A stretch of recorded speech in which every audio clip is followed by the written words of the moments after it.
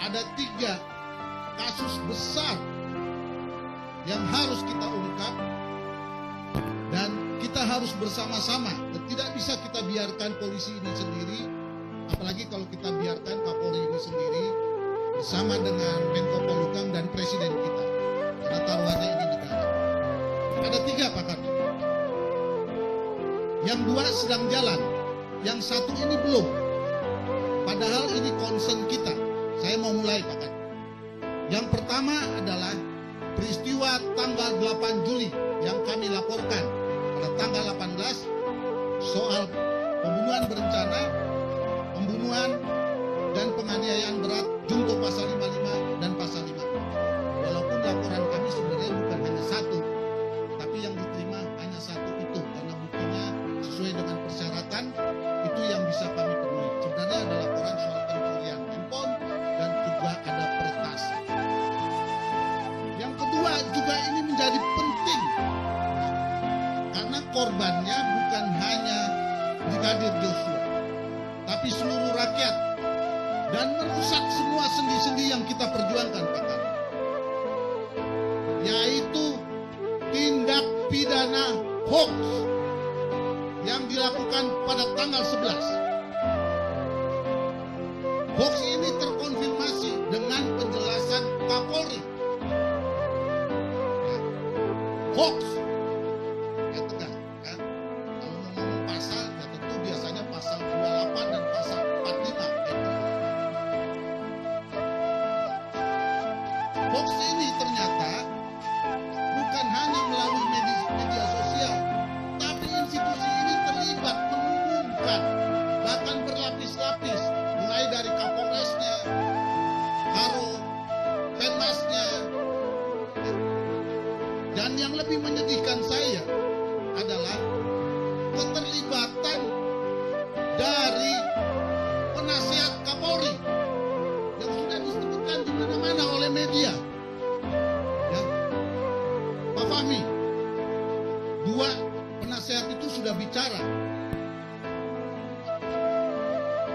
dan mengundurkan diri. Tapi kerusakan yang dia ciptakan luar biasa, Pak Karni.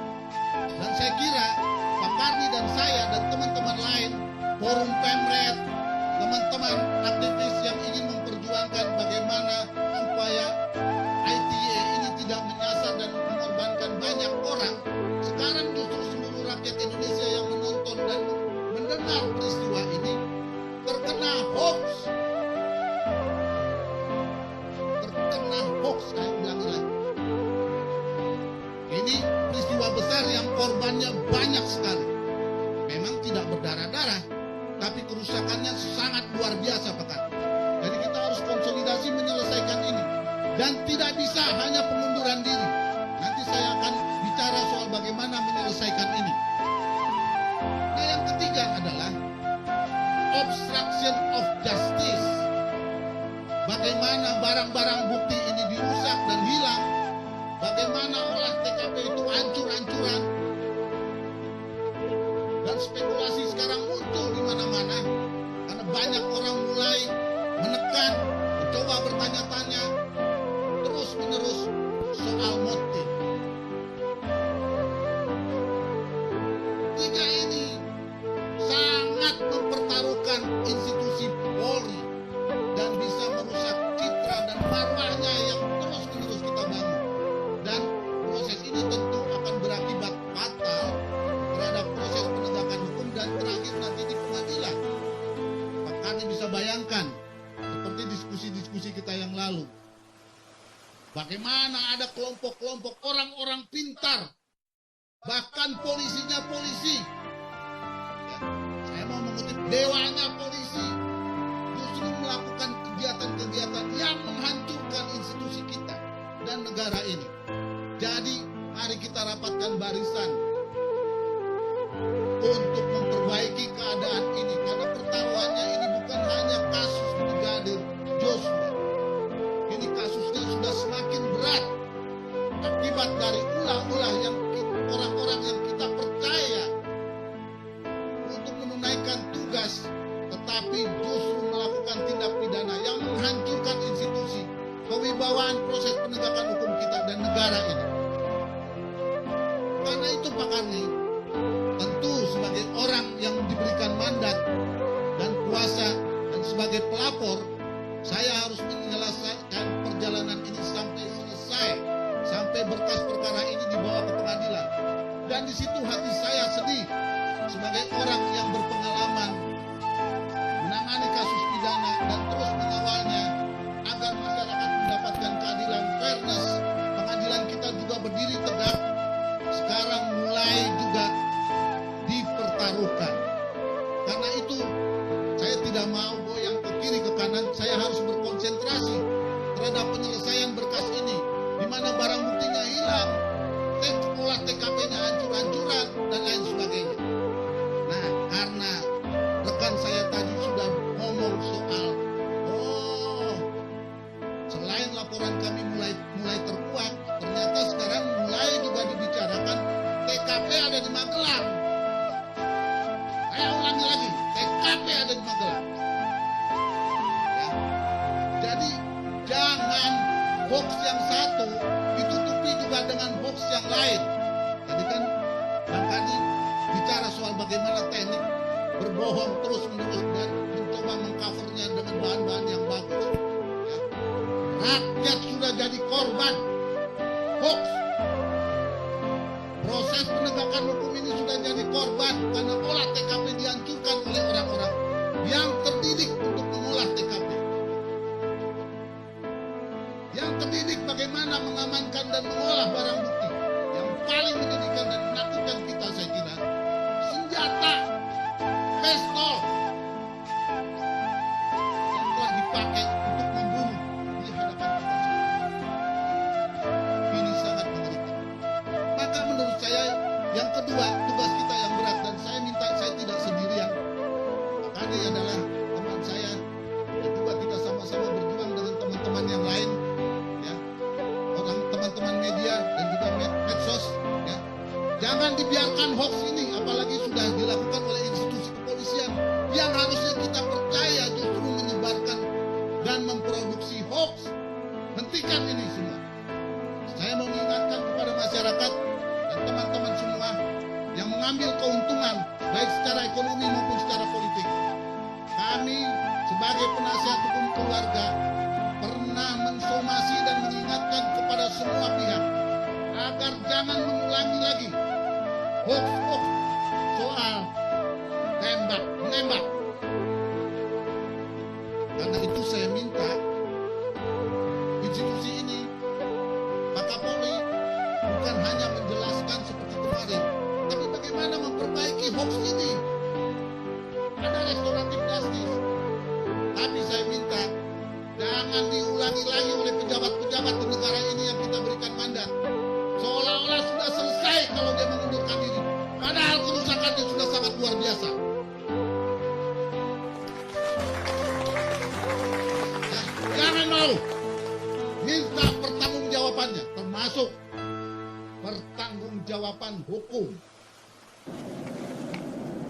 Yang kedua, Bribka RR. Yang ketiga, tersangka KM. Yang terakhir, Irjen Pol FS. Dengan peran dan persangkaan masing-masing tersangka sebagai berikut. Barada RI telah melakukan penembakan terhadap korban. Tersangka RR turut membantu dan menyaksikan penembakan korban. KM turut membantu dan menyaksikan penembakan terhadap korban. Irjen Pol FS menyuruh melakukan dan menskenario peristiwa seolah-olah terjadi peristiwa tembak-menembak di rumah dinas Irjen Pol Verdi Sambo di Komplek Polri Duren 3. Berdasarkan hasil pemeriksaan keempat tersangka, menurut perannya masing-masing, penyidik menerapkan pasal 340, subsidiar pasal 338, junto pasal 55, 56 KUHP dengan ancaman maksimal hukuman mati, penjara seumur hidup, atau penjara selama-lamanya 20 tahun. Demikian Bapak Kapolri yang dapat kami sampaikan. Mudah-mudahan ini bisa memberikan jawaban kepada masyarakat atas keseriusan institusi Polri untuk menjaga marwahnya kepada masyarakat. Terima kasih. Wassalamualaikum warahmatullahi wabarakatuh. Baik, terima kasih Pak Kabar Eskrim. Jadi rekan-rekan, saya kira sudah jelas tadi persangkaan pasalnya. Pasal 30, 340, saya ulangi, pasal 340, subsidiar pasal 338, junto pasal 55 dan 56 terkait dengan 4 orang yang tadi sudah disebutkan, dan tentunya ini akan terus dilaksanakan pemeriksaan tambahan. Tentunya langkah-langkah dari tim sus ini adalah merupakan wujud komitmen Polri untuk mengusut tuntas perkara ini secara akuntabel, jujur, terbuka, transparan, sesuai dengan harapan masyarakat dan arahan Bapak Presiden untuk mengusut tuntas.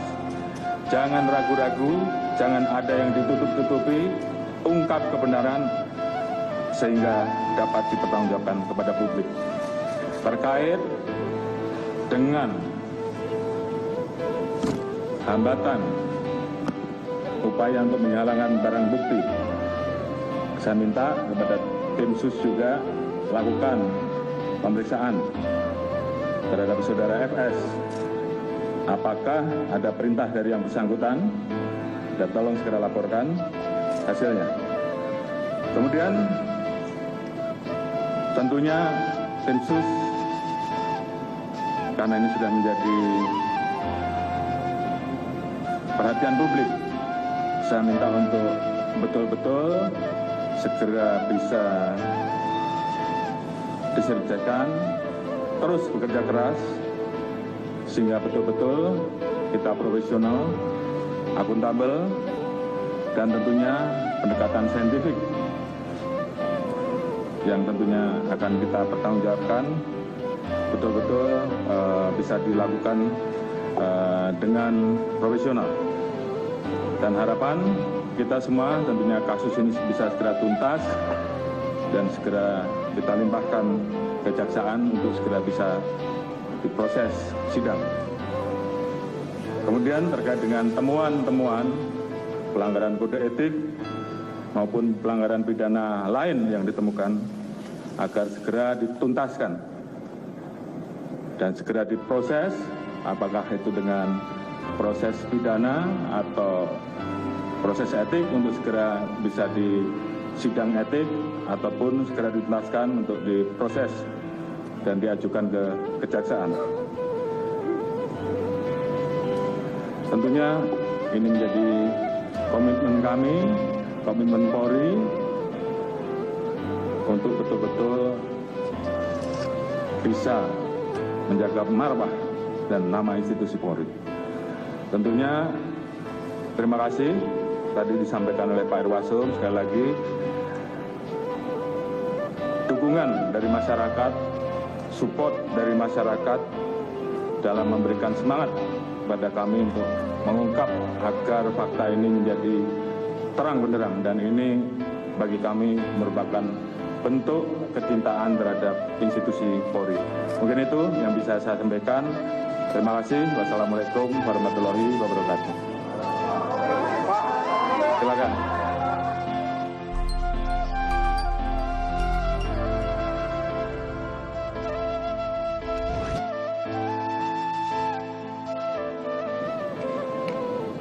Yang kedua, Bribka RR.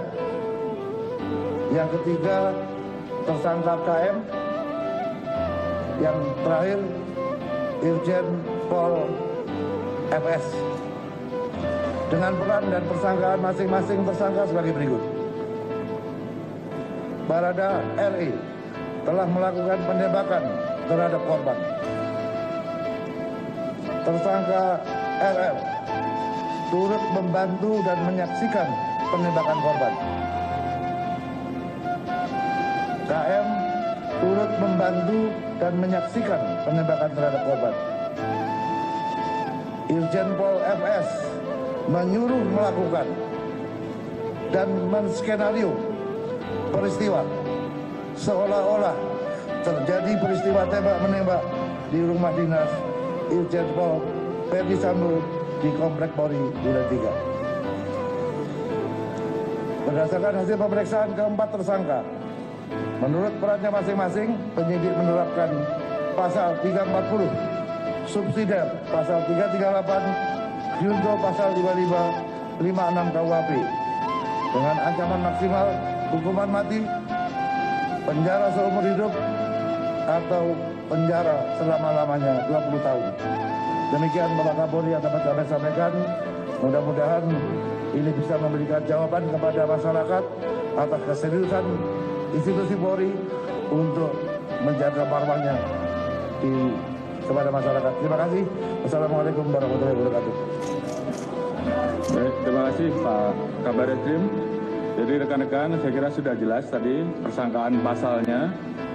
Pasal 340, saya ulangi, pasal 340, subsidiar pasal 338, junto pasal 55 dan 56 terkait dengan 4 orang yang tadi sudah disebutkan, dan tentunya ini akan terus dilaksanakan pemeriksaan tambahan. Tentunya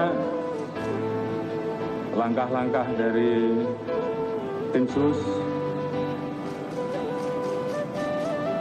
ini adalah merupakan wujud komitmen Polri untuk mengusut tuntas perkara ini secara akuntabel, jujur, terbuka, transparan, sesuai dengan harapan masyarakat dan arahan Bapak Presiden untuk mengusut tuntas. Jangan ragu-ragu, jangan ada yang ditutup-tutupi, ungkap kebenaran sehingga dapat dipertanggungjawabkan kepada publik. Terkait dengan hambatan upaya untuk menghilangkan barang bukti, saya minta kepada tim sus juga lakukan pemeriksaan terhadap saudara FS. Apakah ada perintah dari yang bersangkutan, dan tolong segera laporkan hasilnya. Kemudian tentunya tim sus, karena ini sudah menjadi perhatian publik, saya minta untuk betul-betul segera bisa diselesaikan, terus bekerja keras, sehingga betul-betul kita profesional, akuntabel, dan tentunya pendekatan saintifik yang tentunya akan kita pertanggungjawabkan betul-betul bisa dilakukan dengan profesional. Dan harapan kita semua tentunya kasus ini bisa segera tuntas dan segera kita limpahkan kejaksaan untuk segera bisa diproses sidang. Kemudian terkait dengan temuan-temuan pelanggaran kode etik maupun pelanggaran pidana lain yang ditemukan agar segera dituntaskan dan segera diproses, apakah itu dengan proses pidana atau proses etik untuk segera bisa di sidang etik ataupun segera dijelaskan untuk diproses dan diajukan ke kejaksaan. Tentunya ini menjadi komitmen kami, komitmen Polri untuk betul-betul bisa menjaga marwah dan nama institusi Polri. Tentunya terima kasih tadi disampaikan oleh Pak Irwasum, sekali lagi dukungan dari masyarakat, support dari masyarakat dalam memberikan semangat kepada kami untuk mengungkap agar fakta ini menjadi terang benderang, dan ini bagi kami merupakan bentuk kecintaan terhadap institusi Polri.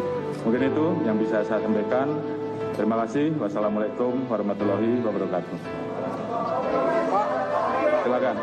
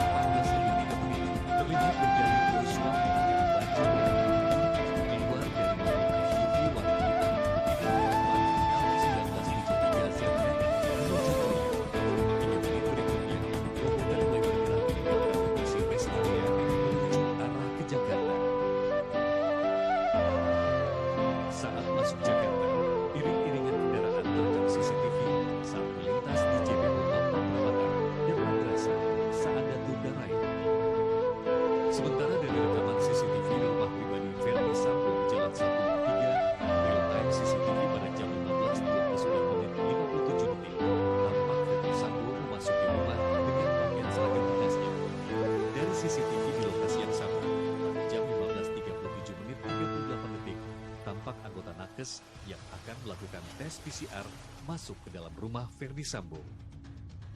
Kemudian, pada jam 15:40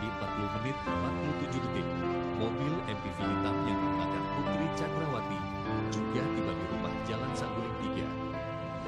Jam 15:41:29 waktu Indonesia Barat, merekam Putri Chandrawati masuk ke dalam rumah mengenakan sweater hijau dipadukan celana legging hitam. Mengikuti aktivitas ajudan memasukkan barang-barang ke dalam rumah tersebut. Brigadir Yosua Huta Barat yang memakai kaos putih dan celana jeans biru ikut masuk ke dalam rumah.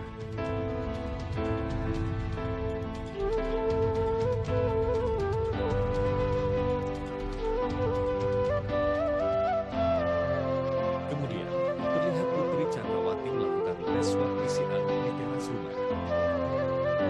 Hingga jam 15:49 di rumah ini masih terekam aktivitas yang dilakukan Brigadir Yosua, seperti memasukkan koper serta pakaian ke dalam rumah pribadi Sambo dan Putri.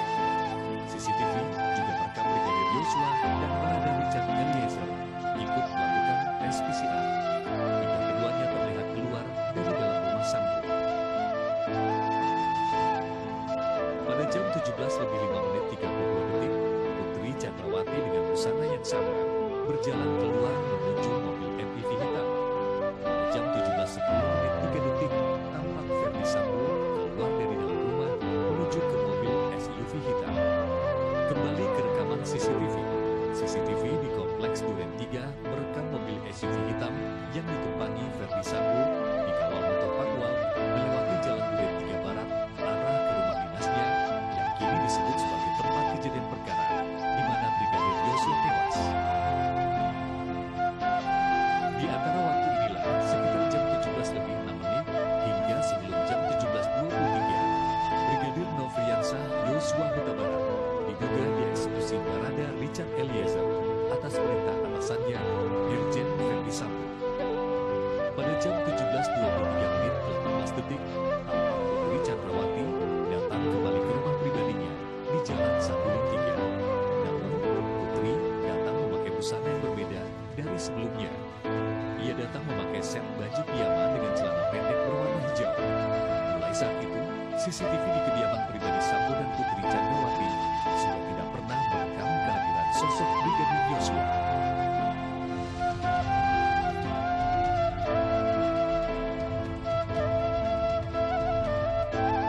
Pada jam 18:33:36, CCTV merekam mobil dinas Avanza Satreskrim Jakarta Selatan melintas di Jalan Duren 3 Utara 1 arah ke TKP.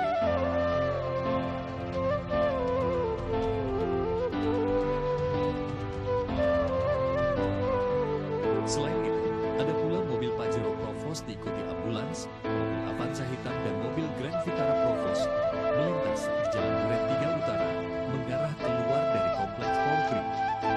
Perjalanan iring-iringan kendaraan dari TKP ke Rumah Sakit Polri terekam CCTV dari 7 titik. 3 di antaranya dari semua tempat penitipan motor di samping PGC, Jalan Dewi Sartika, dan JPO halte busway Kramat Jati.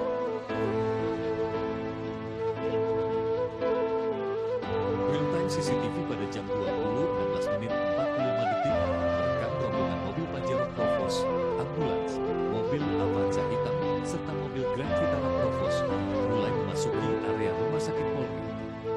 Rombongan mobil yang salah satunya diduga membawa jasad Brigadir Nofriansah Huta Barat mulai masuk area parkir Rumah Sakit Polri Kramat Jati.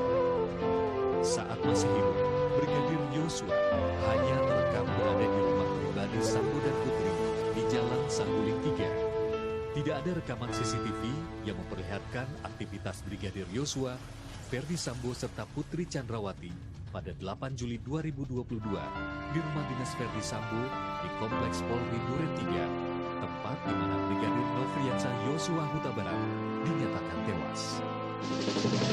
Polemik kasus dugaan pembunuhan Brigadir J turut menyeret Brigjen Hendra Kurniawan yang merupakan bawahan dari Irjen Ferdi Sambo. Namanya kini menjadi sorotan karena diduga mengintimidasi dan melarang keluarga membuka peti jenazah Brigadir J. Hendra menjabat sebagai Kepala Biro Pengamanan Internal Divisi Propam Polri sejak 16 November 2020 dan kini menjadi perwira tinggi pelayanan Markas Polri per 4 Agustus. Namanya menjadi sorotan karena diduga mengintimidasi dan melarang keluarga membuka peti jenazah Brigadir J. Kuasa hukum keluarga Brigadir J Kamarudin Simanjuntak menceritakan sikap Hendra saat mendatangi rumah duka. Hendra disebut memasuki rumah tanpa izin dan langsung menutup pintu. Ia juga menekan dan melarang pihak keluarga memegang handphone, merekam, dan mengambil gambar terhadap jenazah Brigadir J.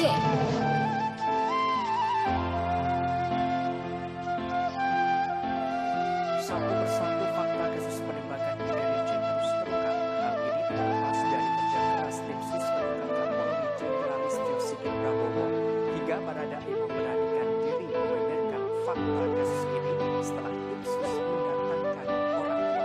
Dikutip dari Kompas.com, Kepala Badan Reserse Kriminal Kabareskrim Polri Komjen Agus Andrianto mengungkapkan bagaimana tim sus membuat Baradae buka suara soal kronologi kasus penembakan Brigadir J. Hal ini dibeberkan Komjen Agus di Mabes Polri Jakarta Selatan pada Selasa 9 Agustus malam. Untuk membongkar kejadian sebenarnya, tim sus sengaja mendatangkan orang tua Baradae. Hal ini agar orang tua Baradae menyadarkan anaknya. Orang tua Baradae meminta anaknya untuk tidak menanggung kasus ini sendirian, sehingga anaknya diminta membuka semua fakta yang terjadi termasuk pelaku lainnya. Sebelumnya penyidik menerima keterangan Baradae berubah-ubah, sehingga dengan cara tersebut akhirnya Baradae memberanikan diri untuk mengungkap fakta kasus. Agus menerangkan tim sus menyampaikan terima kasih kepada orang tua Baradae sehingga proses penyidikan dalam kasus ini dapat berjalan untuk langkah selanjutnya. Diketahui Baradae sudah ditetapkan sebagai tersangka. Baradae mengaku dirinya yang menembak akan sesama ajudan Brigadir J karena perintah atasannya Irjen Verdi Sambo. Baradae memilih menulis sendiri kronologi kejadian sebenarnya penembakan terhadap Brigadir J. Dalam keterangannya, Baradae menyebutkan cap jempolnya dan materai. Sebagaimana informasi terkini, Polri telah resmi menetapkan 4 tersangka. 2 tersangka sebelumnya telah diumumkan ke publik, yakni Baradae dan BKRN. Sedangkan untuk 2 tersangka baru yakni KM dan Irjen Pol Verdi Sambo, Agus menerangkan Baradae berperan melakukan penembakan terhadap korban Brigadir J. Bribka RR dan tersangka KM berperan membantu dan menyaksikan penembakan. Kemudian Irjen Pol Verdi Sambo memerintahkan penembakan dan membuat skenario seakan-akan telah terjadi baku tembak di rumah dinasnya. Dalam hal ini, para tersangka dijerat pasal 338 Junto, pasal 55 dan pasal 56 KUHP tentang pembunuhan berencana. Mungkin melihat ancaman hukuman pasal 338 Junto 5556 KUHP cukup tinggi karena yang bersangkutan tidak merasa punya kepentingan sendiri. Oleh karena itu Baradae ini membuat pengakuan yang disampaikan kepada penyidik setelah dilakukan pemeriksaan secara maraton, dan itu terjadi kepada tersangka-tersangka lainnya sampai bisa mengungkap tabir kejadian yang selama ini menjadi tanda tanya masyarakat. Apakah benar terjadi tembak-menembak atau ada kejadian lain yang disembunyikan dari laporan yang dilakukan. Selama proses penyidikan yang dilakukan, Barreskrim Polri telah menetapkan 4 orang tersangka. Yang pertama, Barada RE. Yang kedua, Bribka RR. Yang ketiga, tersangka KM. Yang terakhir, Irjen Pol FS. Demikian Tribun News update kali ini. Nantikan informasi terbaru lainnya hanya di kanal YouTube Tribun. Terima kasih sudah nonton. Jangan lupa like, subscribe, dan share ya.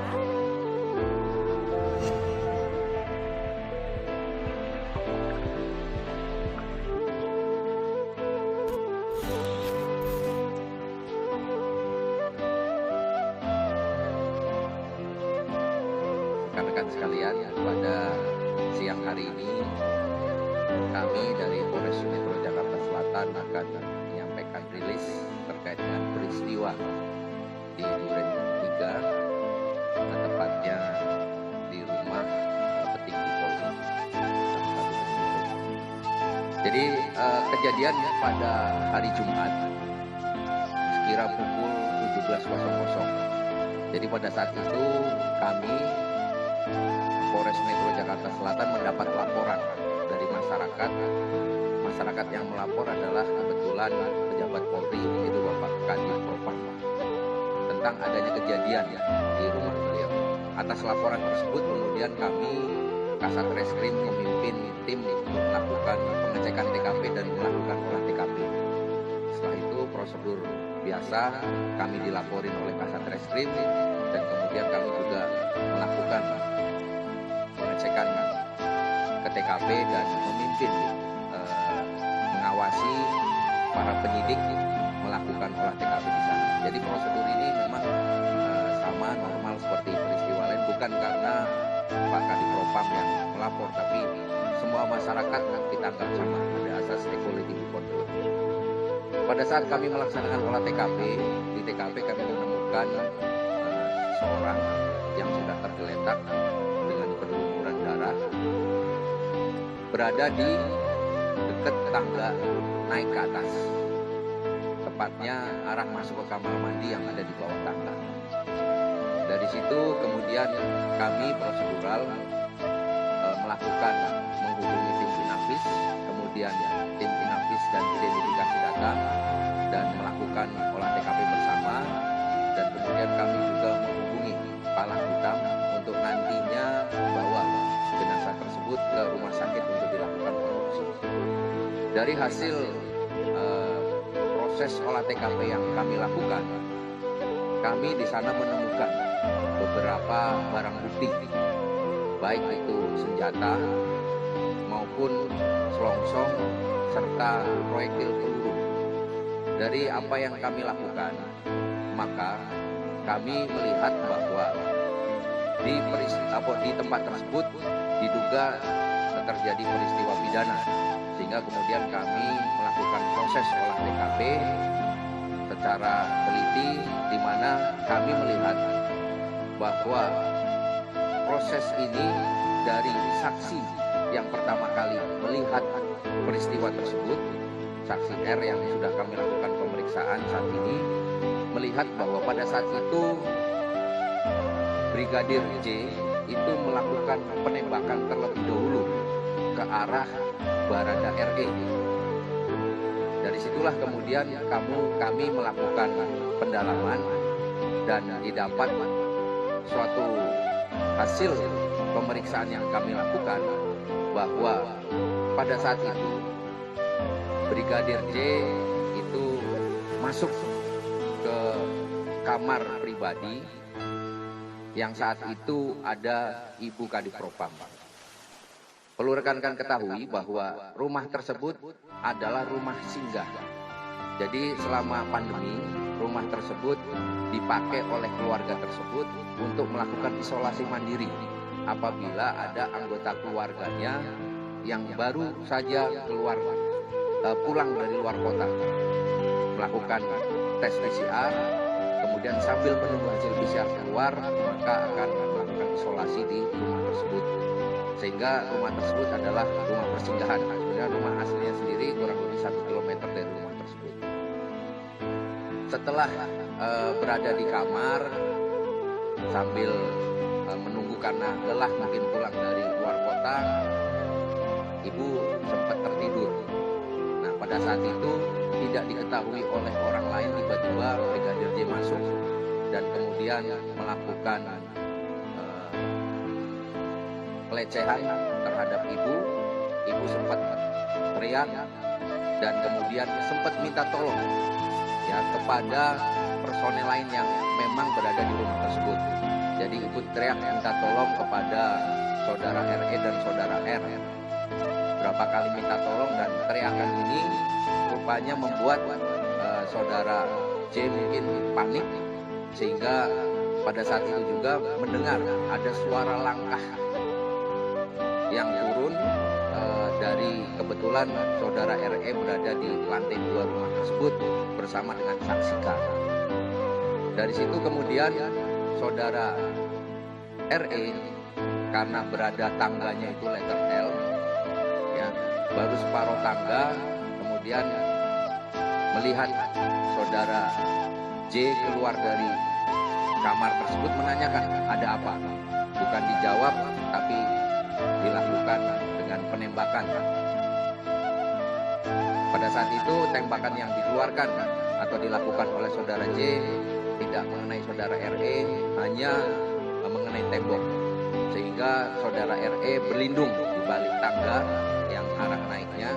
Kemudian karena saudara RE juga dibekali dengan senjata, dia kemudian mengeluarkan senjata yang ada di pinggangnya.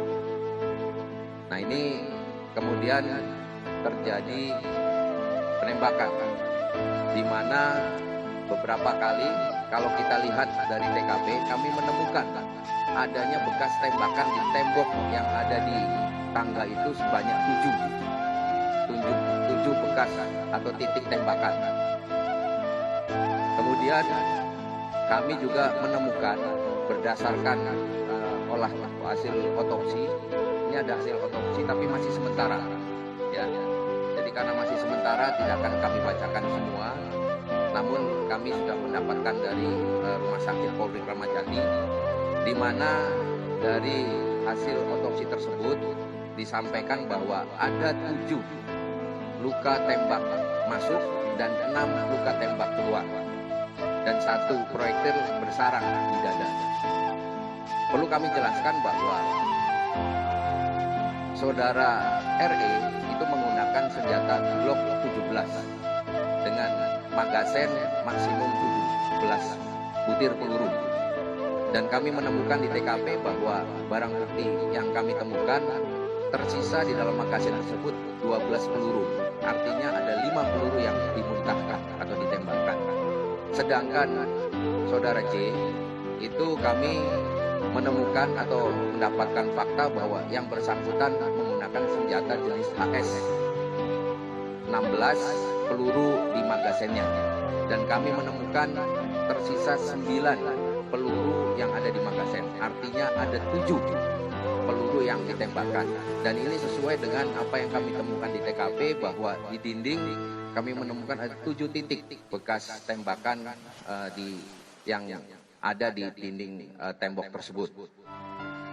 Dari 5 tembakan yang disampaikan atau dikeluarkan oleh Barada RE, tadi disampaikan bahwa ada 7 luka tembak masuk. Ini perlu kami jelaskan bahwa ada beberapa luka tembak yang 1 peluru ada 2 luka tembak.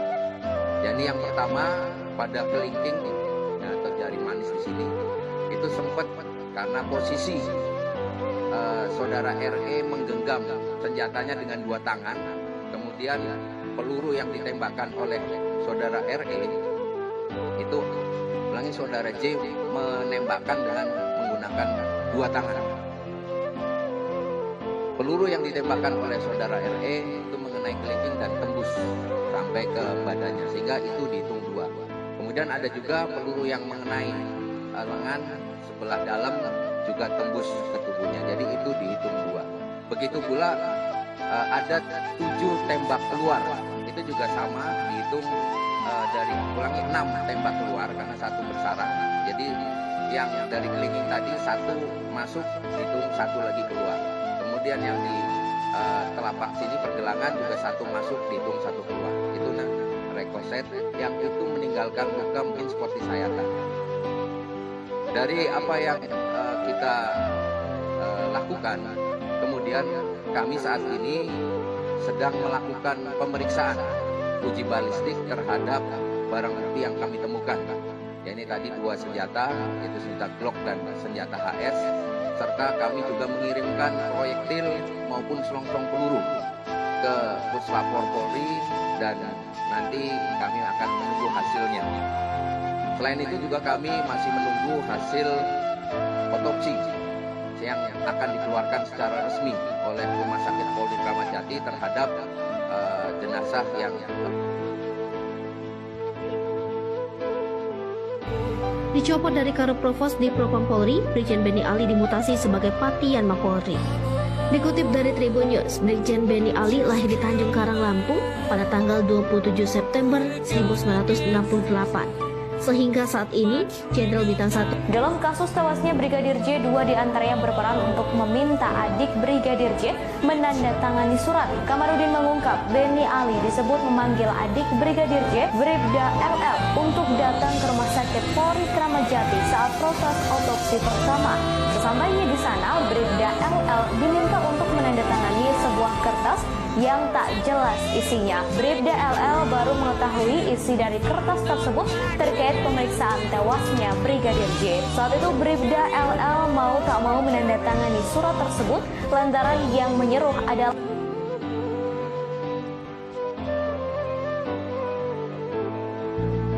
ternyata ada Jenderal Bintang 3 yang menjamin Baradae untuk membongkar circle atau lingkaran Verdi Sambo di kasus pembunuhan Brigadir J.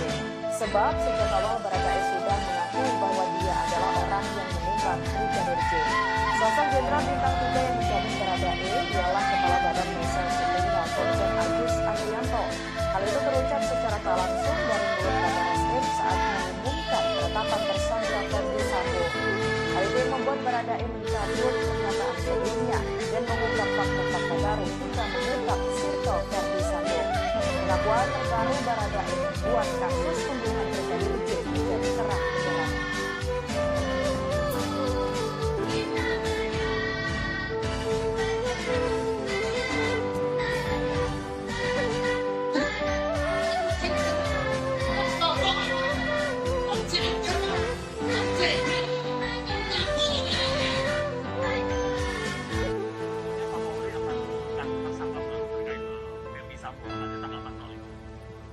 Ya, sejak awal kan saya sampaikan, usut tuntas. Jangan ragu-ragu. Jangan ada yang ditutup-tutupi. Ungkap kebenaran apa adanya. Ungkap kebenaran apa adanya. Sehingga jangan sampai menurunkan kepercayaan masyarakat. Itu yang paling penting. Kapolri apa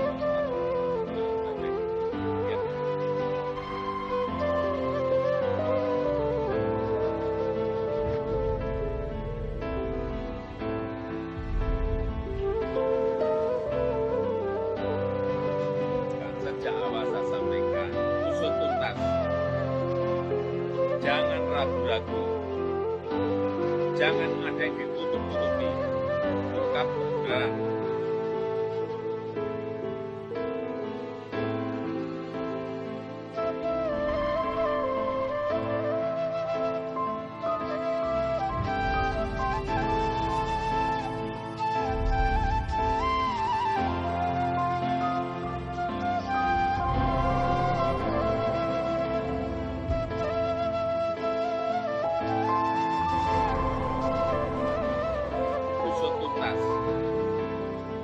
Jangan ragu-ragu. Jangan ada yang ditutup-tutupi. Ungkap kebenaran. Ayah ibuku punya kemauan. Ku dijodohkan dengan si Markona. Kau siapa? Aku suaminya Simbah Google. Bah, Simbah Google mana? Dia lagi cuti, soalnya Simbah lagi bongkar mesin, alias turun mesin, alias melahirkan.